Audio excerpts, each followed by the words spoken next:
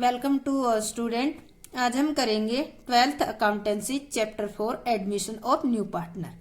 देखो, हमारा जो HBSC बोर्ड है उसके पैटर्न के अकॉर्डिंग, पेपर का जो पैटर्न है उसमें हमारा admission of partner and retirement of partner, इसका 15 मार्क्स का आता है सिलेबस के अंदर, पेपर के अंदर, यानी कि 15 मार्क्स के क्वेश्चन आते हैं। और इसमें होता क्या है, अथवा में आता है एडमिशन और रिटायरमेंट।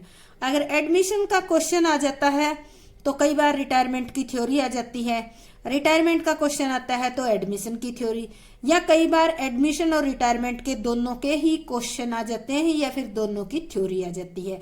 तो इसलिए इन दोनों चैप्टर के अंदर फर्स्ट आज हम कर रहे हैं एडमिशन। तो एडमिशन के आपको सवाल भी बहुत अच्छे तरीके से आने चाहिए और थ्योरी भी आनी चाहिए। अगर एक चैप्टर आपका बहुत अच्छे ढंग से हो गया तो अथवा में दूसरा ये आएगा। तो इसमें अगर दोनों चीज आपकी थ्योरी प्लस प्रैक्टिकल, यानी कि दोनों अगर अच्छे हो गए तो इसका मतलब है कि आपका 8 नंबर का जो क्वेश्चन है वो अच्छे ढंग से कंप्लीट हो गया। इसके अलावा कुछ 4-4 नंबर के क्वेश्चन भी आते हैं, इन दोनों चैप्टर्स के अंदर से 1-1 नंबर के क्वेश्चन भी आते हैं। तो मेरा फोकस आज जो है 8 नंबर का क्वेश्चन जो थ्योरी का आता है उस पे है। तो एडमिशन ऑफ पार्टनर चैप्टर के अंदर अगर बाय चांस थ्योरी का क्वेश्चन आ जाता है तो वो 8 नंबर का अटेम्प्ट कैसे किया जाएगा, मैंने उसी की ही थ्योरी लेकर लिखी है। आप इस क्वेश्चन को अगर इसी तरीके से अटेम्प्ट करोगे तो आपके 8 में से 8 नंबर पक्का आएंगे। तो सबसे पहला हमारा क्वेश्चन है, ख्याति को परिभाषित कीजिए, उसके मूल्यांकन की आवश्यकता क्यों है। सबसे पहले इन्होंने बताया कि व्हाट इज गुडविल, पहला पॉइंट ये होगा। व्हाट इज नीड, यानी कि नीड क्या है। थर्ड पॉइंट है what is accounting treatment of the at the time of admission, यानी कि अगर मान लेते हैं पहला दे रखा है ख्याति, दूसरा इसका मूल्यांकन क्यों, और तीसरा जो ये गुडविल है, अगर नया पार्टनर आता है तो अकाउंटिंग ट्रीटमेंट कैसे किया जाएगा। तो इसके अंदर सबसे पहले हम लिखेंगे मीनिंग ऑफ गुडविल। ख्याति फर्म द्वारा अर्जित की गई प्रसिद्धि है जो स्वामियों की मेहनत और ईमानदारी के फलस्वरूप अर्जित की गई है। ये थ्योरी मैंने आपको जब क्वेश्चन कराया तब बहुत अच्छे तरीके से बताई है। डेफिनेशन लिखेंगे, लॉर्ड लेंडले के अनुसार ख्याति संबंधों तथा प्रसिद्धि से होने वाला लाभ है। इसके बाद आता है नेक्स्ट हमारा कि need for the valuation of goodwill. Meaning में इतना काफी है। अब नीड, किस किस चीजों के लिए आपको गुडविल वैल्यूएशन करने की जरूरत होती है। जब वर्तमान साझेदार के मध्य में लाभ विभाजन अनुपात चेंज हो जाए। सेकंड, जब नया साझेदार प्रवेश करता है। थर्ड, जब कोई साझेदार अवकाश ग्रहण करता है या जब किसी साझेदार की मृत्यु हो जाती है, तब जो है नया पार्टनर आता है। इसके बाद आता है 4th नंबर पे, जब फर्म बेची जाती है, जब फर्म को बेचा जाता है या फिर जब फर्म का किसी अन्य फर्म के साथ एकीकरण अमलगमेशन हो जाता है, तब हमें ये 5 कंडीशन होती है जिसमें गुडविल के वैल्यूएशन की जरूरत पड़ती है। अब आता है इसी अकाउंटिंग के बारे में, गुडविल के बारे में, कि accounting treatment at the admission of new partner, यानी कि जब नया पार्टनर आता है तो हमें कौन कौन सी अकाउंटिंग ट्रीटमेंट करनी होगी। कौन कौन सी accounting, what accounting treatment, question में ये दिया हुआ है कि कौन कौन सी अकाउंटिंग ट्रीटमेंट करनी होगी। तो देखो, जब नया साझेदार आता है तो उसके प्रवेश के समय नया साझेदारी संलेख बनाना होता है। पार्टनरशिप डीड भी नया बनता है क्योंकि पुराना पार्टनरशिप डीड जो है खत्म हो जाता है। और भारतीय साझेदारी अधिनियम की धारा 31(1) के अनुसार नया साझेदार तभी बनाया जा सकता है जब उसके लिए सभी साझेदार सहमत हो। नया साझेदार प्रवेश के समय अपने हिस्से की गुडविल और कैपिटल लाता है और पुराने साझेदार अपने हिस्से में से कुछ भाग त्याग करके उसे लाभ में हिस्सा देती है। यानी कि पुराना साझेदार जो है अपने लाभ के कुछ हिस्सा उन नए को दे देंगी। और नए साझेदार के प्रवेश पर हमें कौन कौन सी एडजस्टमेंट करनी होगी वो हम देखते हैं। सबसे पहले नंबर पे हम करते हैं calculation of new profit sharing ratio. विभाजन अनुपात, यानी कि नया लाभ विभाजन अनुपात। तो नया साझेदार लाभ का हिस्सा पुराने साझेदार से ही लेता है। इससे क्या होगा, पुराने साझेदारों के लाभ के हिस्से में कमी आ जाएगी और नया लाभ विभाजन अनुपात हमें ज्ञात करना होगा। सेकंड करते हैं, goodwill on the admission of new partner. Goodwill जो है, एडमिशन के टाइम गुडविल लाता है नया पार्टनर, उसकी ट्रीटमेंट कैसे होगी। नए साझेदार के प्रवेश के समय नए साझेदार द्वारा लाई गई गुडविल की राशि जो होती है पुराने साझेदारों में सैक्रिफाइस रेशियो में बांट दी जाती है। यानी कि जो ओल्ड पार्टनर जितना जितना हिस्सा देगा वो उतने ही हिस्से के बराबर वो नए साझेदार द्वारा लाई गई गुडविल को ले लेगा। अभी देखो, जो गुडविल होती है जो नया पार्टनर लाता है और ओल्ड पार्टनर को सैक्रिफाइस रेशियो में मिलती है, उसको तीन तरीके से आप ट्रीट कर सकते हो। तीन कंडीशन होती है। पहली होती है प्रीमियम जो गुडविल लाती है उसका व्यक्तिगत रूप से भुगतान कर दे, यानी कि उनको पर्सनली पे कर सकता है।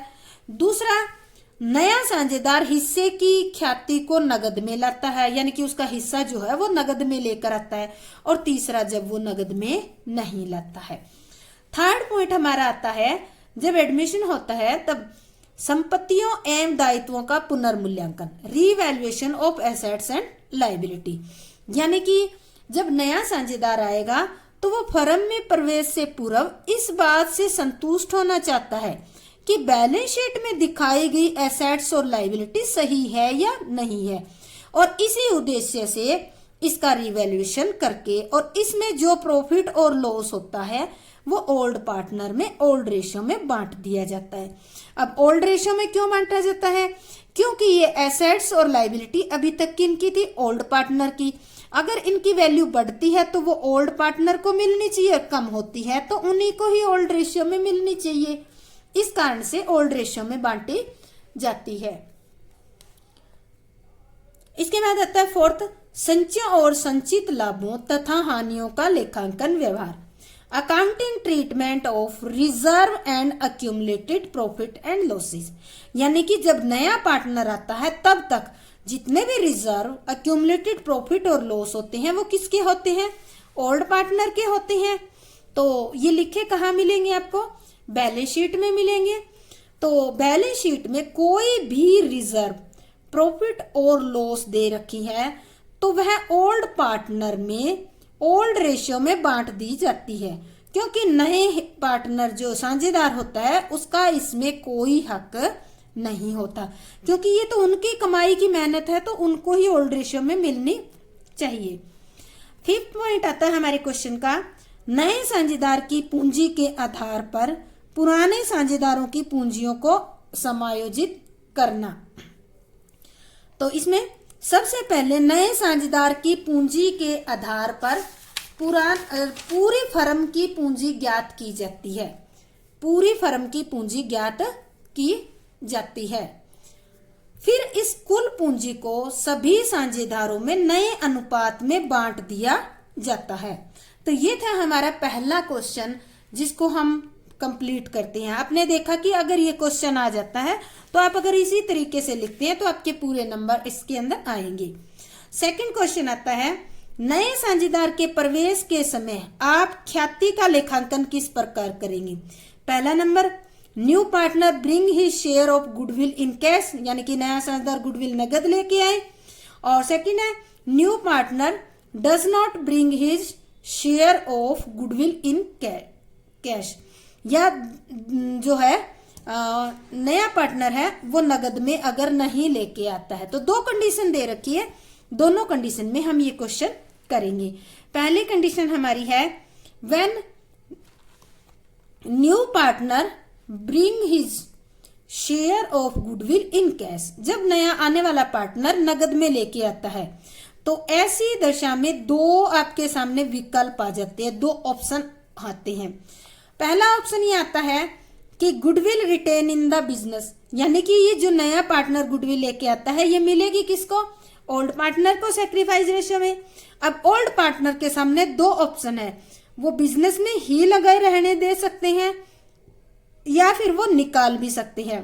तो पहली कंडीशन में goodwill retain in the business, अगर बिजनेस में ही लगी रहती है कैपिटल ये गुडविल, तो यदि नया साझेदार अपने हिस्से की ख्याति के लिए नगद राशि फर्म में लाता है और इसे व्यवसाय में ही रहने दिया जाता है, तो इस रकम को पुराने साझेदारों के पूंजी खाते में त्याग अनुपात में यानी कि सैक्रिफाइस रेशियो में क्रेडिट कर दिया जाता है, यानी कि उनको बांट दी जाती है। यानी कि जो ओल्ड पार्टनर है उनके सैक्रिफाइस रेशियो में उनके अकाउंट में क्रेडिट कर देंगे, क्योंकि ये ओल्ड पार्टनर को मिल रही है इसीलिए क्रेडिट की जाती है। पहली कंडीशन में देखो, अगर नया पार्टनर आता है और वो गुडविल लाता है तो उसमें हम एंट्री क्या करेंगे। जब नया पार्टनर आएगा तो वो क्या लेके आएगा, गुडविल लाएगा, तो वो गुडविल लाने की एंट्री पहले ए पार्ट में हम एंट्री करेंगे, कैश या bank account debit to premium for goodwill account, premium brought in cash by new partner, यानी कि नए पार्टनर के द्वारा गुडविल ले आई गई। अब ये जो गुडविल है वो किस में बांटेंगे, दूसरी एंट्री करके हम बांट देंगे। Premium for goodwill account debit to old partner, old partner यानी कि जितने भी ओल्ड पार्टनर है ए बी सी डी जितने भी हैं सब में बांट देंगे। कौन से रेशियो में, premium transfer to old partner in sacrifice ratio, जिसने जितना जितना प्रॉफिट का हिस्सा कमिंग पार्टनर को दिया है उसको उतना उतना ही गुडविल दे दिया जाता है। अब पहली कंडीशन हमारी कंप्लीट होगी। सेकंड कंडीशन हमारी आती है, when premium brought in cash and withdraw by old partner. Second ये भी हो सकता है, इन्होंने यहाँ तो देखो ऊपर वाले कंडीशन में क्या किया, यहाँ गुडविल लाया नया पार्टनर और इनको बांट दिया। अब इसमें ये कर सकते हैं कि निकाल भी सकती है, अगर पार्टनर निकालते हैं। जब पुराने साझेदारों द्वारा नए साझेदारों से मिली प्रीमियम की राशि को निकाल लिया जाता है, तब उपरोक्त ये ऊपर वाली ये दो एंट्री तो करेंगे ही करेंगे, पहले तो ये दो एंट्री करेंगे उसके बाद एक और एंट्री करेंगे। अब निकालने की बात आती है तो ये पूरी अमाउंट भी निकाल सकते हैं और उसका कुछ हिस्सा भी निकाल सकते हैं। निकालने के लिए एंट्री क्या करेंगे, निकालने के लिए एंट्री करेंगे old partner capital account debit to cash और bank account, premium withdraw by old partner dash amount, यानी कि फुल, हाफ, 25%, 10% जितनी दे रखी है उतनी वो ड्रॉ कर लेंगे। पहला पॉइंट था जब वो कैश में लेके आता है तब। सेकंड जो पॉइंट है हमारा वो है क्वेश्चन का, when the new partner does not bring his share of goodwill in cash, यानी कि इस कंडीशन में वो नगद में नहीं लाता, तब क्या करेंगे। अकाउंटिंग स्टैंडर्ड 26 के अकॉर्डिंग गुडविल को पुस्तकों में तभी लिखा जाता है जब इसके लिए आपने कुछ पेमेंट किया हो, यानी कि जब तक आप कुछ पेमेंट नहीं करते हो तो गुडविल को आप बुक्स के अंदर नहीं लिख सकते, यानी कि कुछ मूल्य चुकाया हो तभी आप अकाउंट बुक के अंदर लिखोगे। किसी साझेदार के प्रवेश, अवकाश ग्रहण या लाभ प्राप्ति अनुपात में परिवर्तन के समय फर्म की पुस्तकों में ख्याति खाता नहीं खोला जाता। तीनों ही कंडीशन में, change in profit sharing ratio, admission और रिटायरमेंट, तीनों ही टाइम में अकाउंट नहीं ओपन करेंगे हम गुडविल का। इस समय ख्याति को मूल्यांकित किया जाता है, यानी कि वैल्यूड किया जाता है, और नया साझेदार अपने हिस्से की ख्याति को नगद नहीं लाता तो गुडविल को साझेदारों के पूंजी खाते के माध्यम से एडजस्ट किया जाता है। अगर नया आने वाला पार्टनर जो है अगर गुडविल कैश में नहीं लाता है तो हम क्या करेंगे, और इसको इसके अकाउंट में एडजस्ट कर देंगे। इसके लिए नए साझेदार के करंट अकाउंट को उसके हिस्से की अमाउंट से डेबिट और ओल्ड पार्टनर को सैक्रिफाइस रेशियो में क्रेडिट किया जाता है। अब आता है कि जब वो नगद में नहीं लाता तो उसके लिए एंट्री क्या करेंगे हम, तो एंट्री करेंगे new partner current account debit to old partner capital. अब देखो अगर नगद में लाता तो हम यहाँ लिख देते कैश, पर ये नगद में नहीं लाया है तो इसका कैपिटल अकाउंट नहीं लिखेंगे, करंट अकाउंट लिखेंगे, क्योंकि अगर हम कैपिटल अकाउंट लिख देते हैं तो इससे इसकी आते आते ही कैपिटल कम हो जाएगी, इसलिए यहाँ पर न्यू पार्टनर करंट अकाउंट को डेबिट किया जाता है। तो ये हमारा सेकंड क्वेश्चन जो है आज कंप्लीट हो गया। इसके बाद आता है थर्ड क्वेश्चन। थर्ड क्वेश्चन हमारा क्या है, थर्ड और फोर्थ क्वेश्चन सेम एक जैसे हैं। आप अपनी बुक के अंदर जो ऐसे टाइप क्वेश्चन है उनमें देखना, आपको ये क्वेश्चन मिलेंगे। क्या कह रखा है, एक साझेदार के प्रवेश के समय एसेट्स एंड लायबिलिटी का पुनर्मूल्यांकन क्यों किया जाता है। काल्पनिक मदों की सहायता से पुनर्मूल्यांकन खाता बनाइए। Why are the assets and liability revalued on the admission of new partner with the help of imaginary figure prepare a revaluation account. तो हमें रिवैल्यूएशन अकाउंट भी बनाना है। तो देखो इनको रिवैल्यूड क्यों किया जाता है एसेट्स और लायबिलिटी को, पहले इसके बारे में लिखेंगे। नया साझेदार फर्म में प्रवेश से पूर्व इस बात से संतुष्ट होना चाहता है कि वो जिस फर्म में आ रहा है उस फर्म में जो भी एसेट्स और लायबिलिटी है क्या वो ठीक है या नहीं है। देखो नया आएगा वो ये तो जानना चाहेगा ही, तो वो ये इस बात से संतुष्ट होना चाहता है कि बैलेंस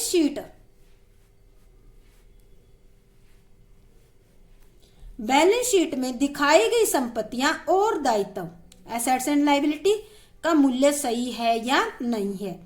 पुराने साझेदार भी ये चाहते हैं कि समय बीतने के साथ साथ एसेट्स एंड लायबिलिटी के मूल्य में जो परिवर्तन हो गया है उसका उचित लेखा किया जाए। अब देखो नया भी चाहता है और पुराना भी चाहते हैं। एसेट्स एंड लायबिलिटी के पुनर्मूल्यांकन के लिए एक अकाउंट ओपन किया जाता है जिसको रीवैल्यूएशन अकाउंट या profit and loss adjustment account कहा जाता है। ये एक नॉमिनल अकाउंट यानी कि नॉमिनल नेचर का खाता होता है, यानी कि इसकी प्रकृति कैसी होती है, नामात्र। तो नामात्र की होती है तो नॉमिनल अकाउंट वाले ही रूल लगेंगे। सभी हानियों को इससे डेबिट और सभी लाभों से इसको क्रेडिट किया जाता है। अब देखो एंट्री क्या करेंगे, जब रिवैल्यूएशन करेंगे तब एसेट्स एंड लायबिलिटी। एसेट्स के मूल्य में कमी होने पर revaluation account debit to assets account. Revaluation क्या है, एक नॉमिनल अकाउंट है, तो एसेट्स में कमी हो जाएगी तो आपको लॉस ही होगा, तो रिवैल्यूएशन अकाउंट को डेबिट टू एसेट्स। सेकंड है संपत्तियों के मूल्य बढ़ने पर या फिर अनरिकॉर्डेड कोई एसेट्स मिल जाती है तब आप क्या करोगे, assets account debit to revaluation account. अगर मूल्य बढ़ गया तो भी फायदा, अगर कोई अनरिकॉर्डेड एसेट्स मिल गई तो भी आपको फायदा है। तो हम इसे क्या करेंगे, रिवैल्यूएशन अकाउंट को क्रेडिट। सेकंड नंबर पे आता है दायित्वों का मूल्य बढ़ने या अनरिकॉर्डेड लायबिलिटी मिलने पर। दायित्व बढ़ जाते हैं तो क्या होता है, आपको पहले से ज्यादा पे करना होता है, लॉस होता है, तो revaluation account debit to liability account. दायित्वों का मूल्य कम होने पर, इसमें ये नरेशन लिख देना साथ की साथ आप। दायित्वों का मूल्य कम होने पर, कम होगा तो क्या होगा, आपको फायदा होगा, पहले से अब कम पे करना पड़ेगा, तो हम एंट्री करेंगे liabilities account debit to revaluation account credit.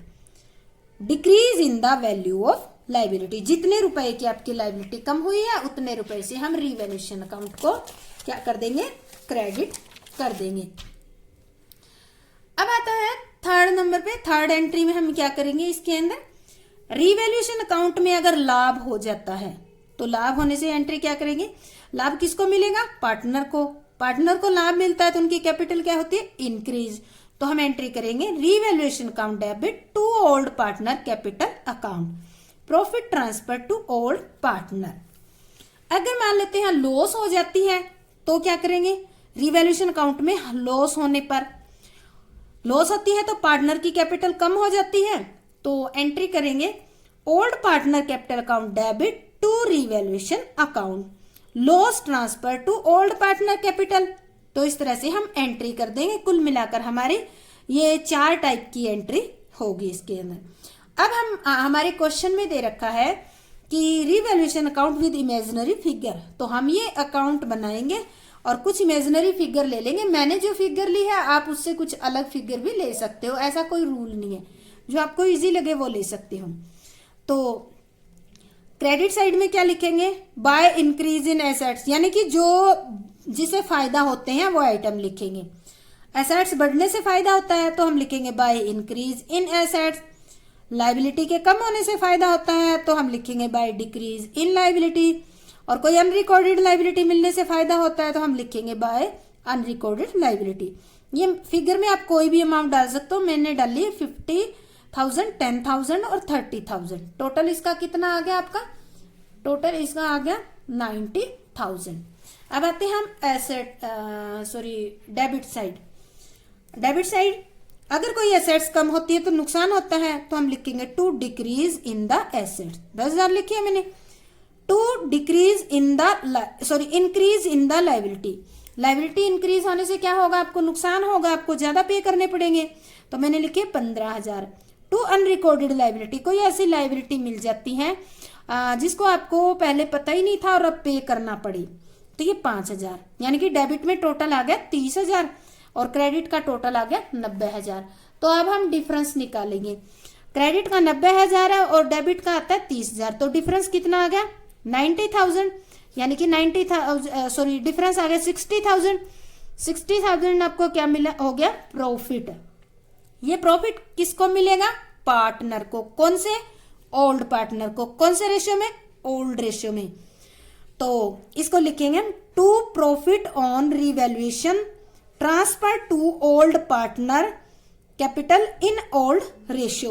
A B जो भी है ओल्ड रेशियो में हम बांटकर यहां पर दिखा देंगे। तो ये रिवैल्यूएशन का क्वेश्चन था, मैंने इमेजिनरी फिगर लेके बनाया था। आप मेरे चैनल पे 12th अकाउंटेंसी की प्लेलिस्ट में जाकर रिवैल्यूएशन का लेक्चर मैंने अलग से दे रखा है और बहुत ही बारीकी से समझा रखा है, आप उसको भी देख सकते हैं। मैं इस वीडियो के डिस्क्रिप्शन में उसका लिंक भी डाल दूंगी ताकि आप उस लेक्चर को देखकर इसको और अच्छे से क्लियर तरीके से समझ सके। अब आता है हमारा, हम लेते हैं क्वेश्चन नंबर 5। क्वेश्चन नंबर 5 हमारा दिया हुआ है, यदि साझेदार के प्रवेश पर यह निर्णय लिया जाता है कि सभी साझेदारों की पूंजियां उनके नए लाभ विभाजन अनुपात में होगी, तो प्रत्येक साझेदार की नई पूंजी कैसे ज्ञात होगी। क्वेश्चन क्या है समझो। डिसीजन ले लिया कि नए साझेदार की पूंजी के आधार पर नई फर्म की पूंजी होगी, यानी कि नए लाभ विभाजन अनुपात में हम करेंगे। सभी साझेदारों की पूंजियां जो है वो नए साझेदार के हिसाब से होगी। तो हम कैसे कैलकुलेट करेंगे, एग्जाम्पल दीजिए और लिखिए कि पुस्तकों में आवश्यक समायोजन किस प्रकार करना है। एक एग्जाम्पल भी देना है और हमें यह भी समझाना है कि किस तरह से करना है। तो मैंने एग्जाम्पल लिख लिया है यहाँ पर, ये हिंदी में, ये इंग्लिश में लिख रखा है। If it is decided that the capital of all partners should be in proportion to the new profit sharing ratio, how you will calculate the new capital of each partner? Give example and mention how necessary entry will be in book. तो हम कैसे करेंगे, तो देखो पहले इसकी theory लिख लेते हैं, क्योंकि हम थ्योरी का ही क्वेश्चन कर रहे हैं तो थ्योरी लिखते हैं इसमें। यदि क्वेश्चन में यह दिया हुआ है कि नए साझेदार की पूंजी के अनुपात में ही पुराने साझेदारों की पूंजी उनके लाभ विभाजन अनुपात में होनी चाहिए, तो सबसे पहले हम क्या करेंगे, सबसे पहले नए साझेदार के हिस्से की पूंजी के आधार पर पूर्ण फर्म की कुल पूंजी ज्ञात कर लेंगे और उसके बाद कुल पूंजी को सभी साझेदारों में नए लाभ विभाजन अनुपात में बांट देना चाहिए। अभी देखो आपने क्या किया, पुराने नए साझेदार की पूंजी के बेस पर पूरी फर्म की कर ली, फिर जो पूरी फर्म की टोटल कैपिटल आई उसको अपने न्यू प्रॉफिट शेयरिंग रेशियो में बांट दिया।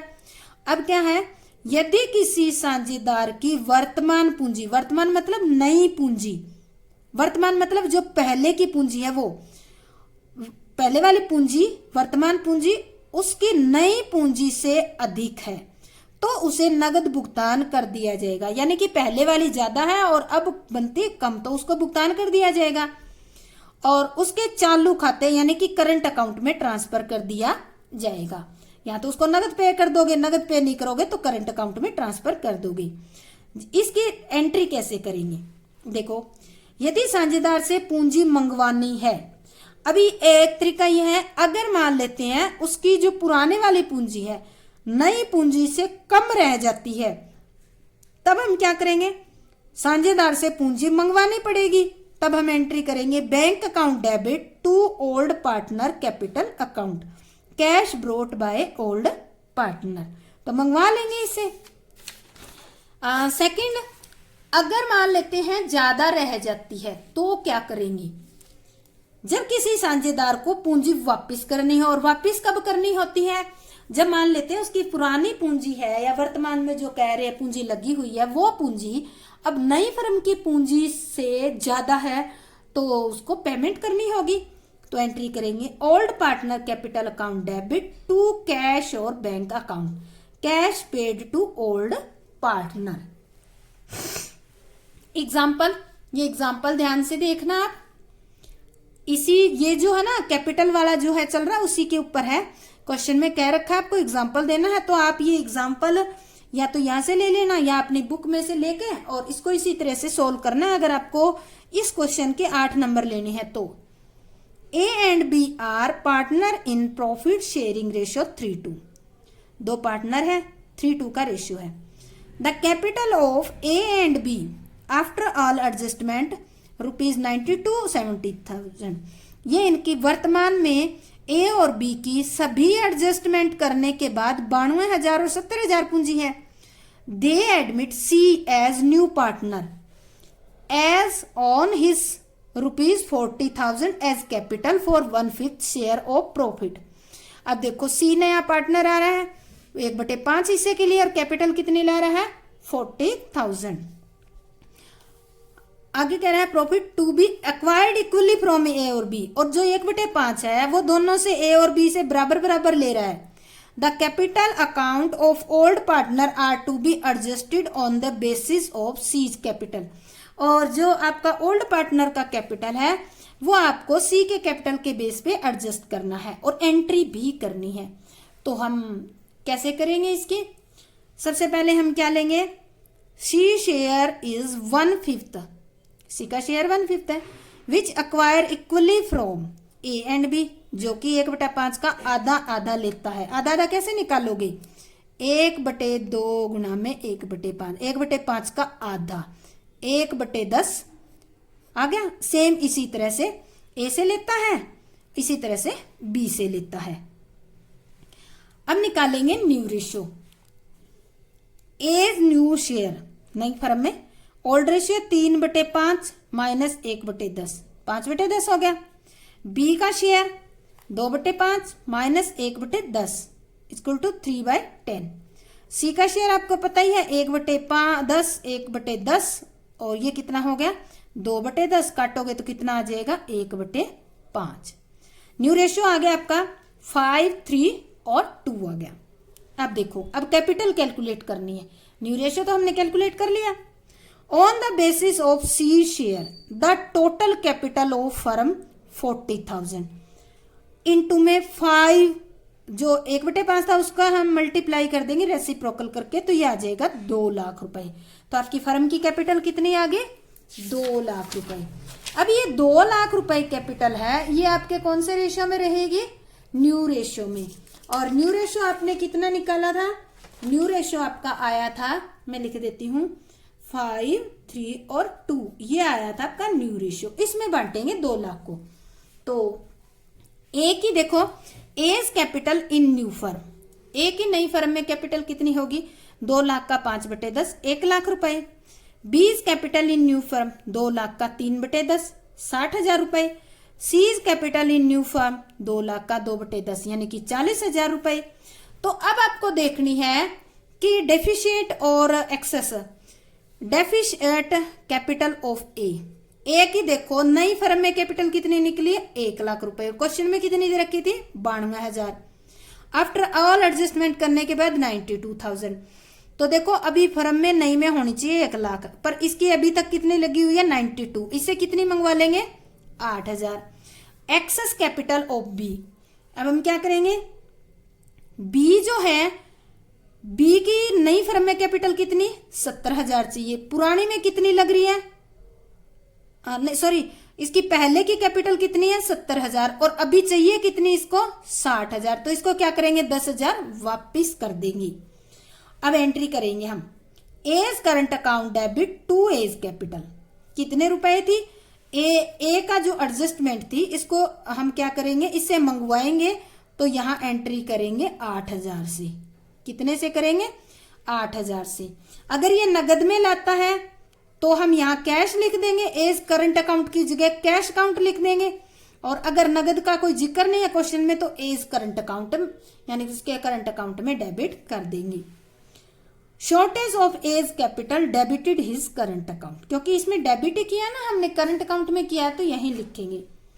बी को क्या करना था, पे करनी थी क्योंकि उसकी तो ज्यादा है, B's capital account debit to B's current account, अगर पेमेंट करोगे तो यहाँ टू बीज करंट अकाउंट की जगह टू कैश या बैंक लिख दोगे। Excess of B's capital credited his current account, उसके करंट अकाउंट में हो जाएगी। इसके बाद सी जो आ रहा है वो कितनी कैपिटल ला रहा था, ये 10,000 रुपए ला रहा, इसको पे कर रहे थे तो यहाँ अमाउंट लिख देते हैं 10,000। अब सी जो है वो 1/5 शेयर के लिए कितनी कैपिटल लाया 40,000, कैश या bank account debit to C's capital account, यहाँ 40,000 हम लिख देंगे। तो इस तरह से हमारा amount brought by C as capital, तो इस तरह से हमारा ये क्वेश्चन कंप्लीट हो जाता है। तो ये हमारे अभी तक 5 क्वेश्चन हो गए। इसके अलावा छोटे छोटे 1-2 क्वेश्चन है जो कई बार क्या होते हैं पार्ट बनाकर दे देते हैं ए और बी बना के, तो मुझे लगा कि ये भी मैं लिख दूं तो मैंने ये लिखी है। इंग्लिश वाले पढ़ देती हूँ। What is hidden goodwill, hidden goodwill क्या है, how is it adjusted on the admission of partner, यानी कि आप जब एडमिशन ऑफ पार्टनर कोई पार्टनर आता है तो उस टाइम कैसे एडजस्ट करोगे। कई बार क्वेश्चन में ख्याति की राशि गुप्त होती है, पता नहीं चलता, ऐसी दशा में गुडविल का मूल्य साझेदारों की पूंजी संरचना और उनके लाभ विभाजन के आधार पर ज्ञात करते हैं। एक एग्जांपल लेते हैं। एग्जांपल, एक फर्म में ए एंड बी 2 पार्टनर है, उनकी कैपिटल आफ्टर ऑल एडजस्टमेंट, ये कट गया था, आफ्टर ऑल एडजस्टमेंट 30,000 और 20,000 है। सी 1/4 हिस्से के लिए फर्म में 24,000 रुपए कैपिटल के रूप में लाता है।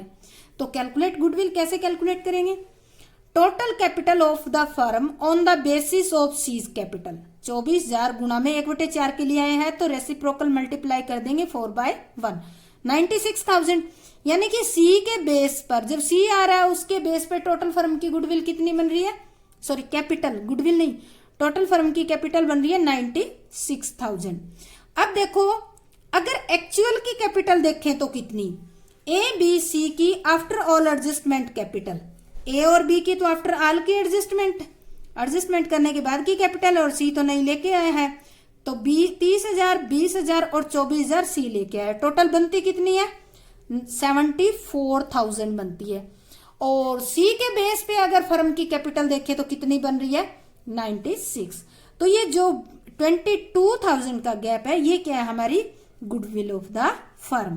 तो ये हमारा क्वेश्चन गुडविल वाला इस तरह से आपको कंप्लीट करना पड़ेगा, तभी जाकर आपको मार्क्स मिलेंगे इसमें।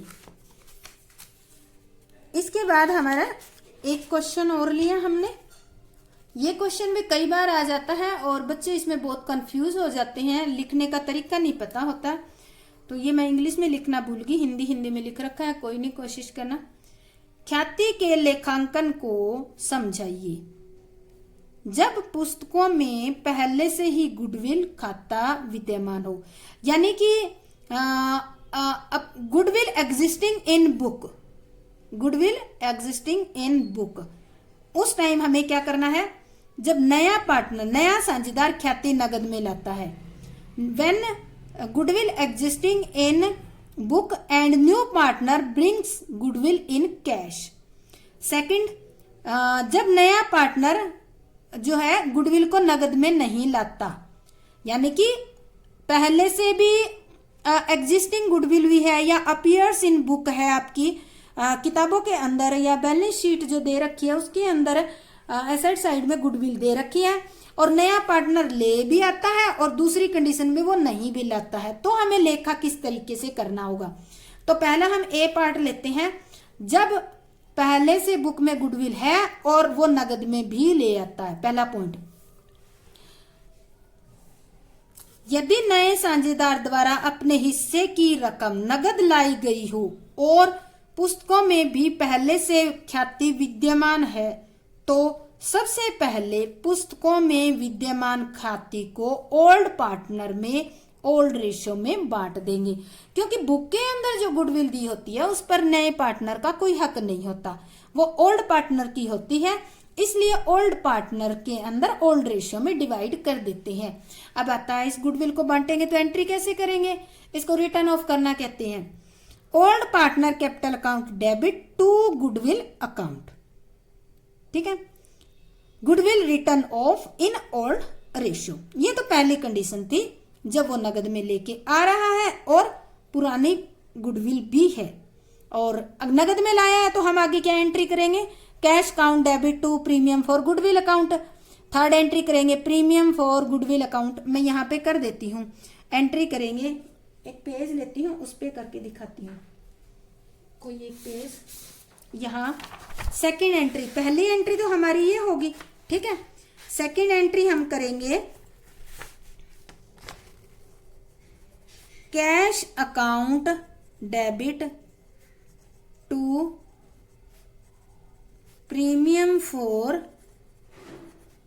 गुडविल अकाउंट, ठीक है। यहां लिखेंगे goodwill brought in cash by new partner, ठीक है, ये एंट्री कर देंगे। थर्ड एंट्री क्या करेंगे हम, पहली एंट्री ये होगी, दूसरी एंट्री ये करेंगे और थर्ड एंट्री हम करेंगे ये जो प्रीमियम है ये ओल्ड पार्टनर में बांट देंगे। Premium for goodwill account debit to old partner capital account, premium transfer to old partner capital account in sacrifice ratio. तो ये कुल मिलाकर 3 एंट्री होगी। जब आपकी ख्याति पहले से विद्यमान है तो पहली एंट्री हम करेंगे उस पहले वाली गुडविल को राइट ऑफ करने के लिए, फिर हम करेंगे जो नया पार्टनर गुडविल लेके आ रहा है कैश में लाने की, फिर इसको सैक्रिफाइस रेशियो में डिवाइड करने की। तो ये एंट्री करेंगे हम 3। अब आता है सेकंड नंबर पे हमारा जो सेकंड पॉइंट है, यदि नया साझेदार ख्याति नगद में नहीं लाता है, क्या कह रखा है सेकंड के अंदर, वो नगद में नहीं लाता है, तब भी पुस्तकों में विद्यमान ख्याति को ओल्ड पार्टनर कैपिटल अकाउंट में ओल्ड रेशियो में बांट देंगे। चाहे वो नगद में लाए चाहे ना लाए, हम क्या करेंगे जो ओल्ड गुडविल होती है उसकी ये एंट्री करके हम इसके अकॉर्डिंग बांट देंगे। एंट्री क्या करेंगे, नंबर 1 पे हम एंट्री करेंगे इसके अंदर old partner capital account debit to goodwill account, write off कर दी हमने, ठीक है, लिख दिया in old ratio, old ratio में बांट दी, goodwill written off in old partner in old ratio. अब देखो नए पार्टनर के गुडविल का शेयर ओल्ड पार्टनर में सैक्रिफाइस रेशियो में एडजस्ट किया जाएगा। अब बात आती है जो नया पार्टनर है उसके हिस्से आ रही थी, मान लेते हैं कुछ कैपिटल, कुछ गुडविल जैसे 10,000, पर वो नगद में नहीं ला रहा, नगद में नहीं ला रहा, तो देखो उसने प्रॉफिट का शेयर लिया है तो उसको एडजस्ट तो करनी पड़ेगी। तो उसकी कैसे एडजस्ट करेंगे, new partner current account debit to old partner capital account adjusted in sacrifice ratio. अब देखो नए पार्टनर को जितनी गुडविल आनी थी वो नहीं लाया, नहीं लाया तो हम क्या करेंगे, उसके करंट अकाउंट को डेबिट कर देंगे और ओल्ड पार्टनर में सैक्रिफाइस रेशियो में बांट देंगे। तो ये हमारा था ये क्वेश्चन इसका। तो ये हमारे कुछ क्वेश्चन थे जो हमारे पेपर के अंदर 8 नंबर के आते हैं, बड़े थ्योरी के क्वेश्चन।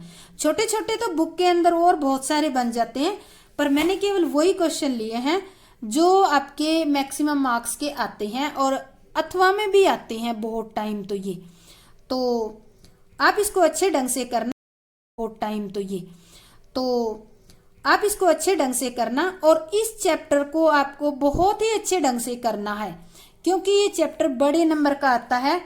चाहे आप स्लो कर लो, पर इसको जितना करो उतना बहुत अच्छे तरीके से करना। और अगर आपको इसमें कोई दिक्कत आती है तो मेरा चैनल है गेजन सक्सेस पॉइंट, मैं नाम लिख के बता देती हूँ, गेजन इस तरह से स्पेलिंग लिखी जाएगी, GEZAN, गेजन सक्सेस पॉइंट, इस नाम से चैनल है। इस पर जाकर 12th अकाउंटेंसी की प्लेलिस्ट चेक करके उसमें से सारे लेक्चर आप टॉपिक वाइज देख सकते हो। तो स्टूडेंट अगर आपको ये समझ आ गया है अच्छे ढंग से तो मेरे चैनल को लाइक शेयर और सब्सक्राइब जरूर करें। जय हिंद, जय भारत।